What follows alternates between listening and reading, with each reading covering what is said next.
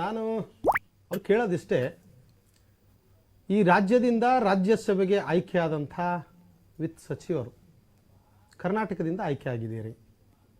ನೀವು ಕರ್ನಾಟಕದ ಪ್ರತಿಯೊಬ್ಬ ಪ್ರಜೆಯೂ ನಿಮ್ಮನ್ನು ಕೇಳೋ ಹಕ್ಕಿದೆ. ನೀವು ಕರ್ನಾಟಕಕ್ಕೆ ಎಷ್ಟು ಅನುದಾನವನ್ನು ಕೊಟ್ಟಿದ್ದೀರಿ? ಒಂದು.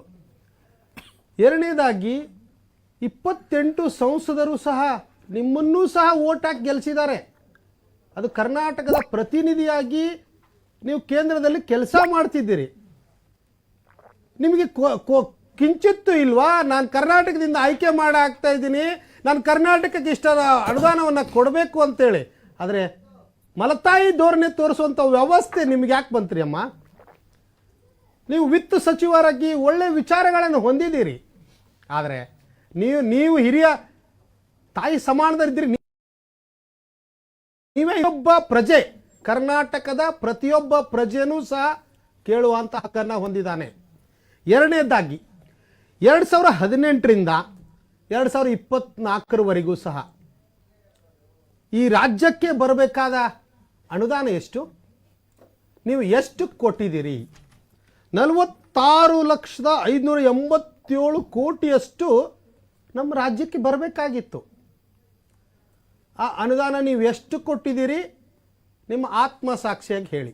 28 ಸಂಸದರು ನೀವು ಸಹ ಎಷ್ಟು ಸಾರಿ ಅವರಿಗೆ ಕೇಳಿದ್ದೀರಿ? ಎಷ್ಟು ಪತ್ರಗಳನ್ನು ಅವ್ರಿಗೆ ಬರೆದಿದ್ದೀರಿ? ಹೇಳ್ರಿ. ಮೂರನೇದಾಗಿ GDP ಬಗ್ಗೆ ಮಾತನಾಡಿದ್ರಿ.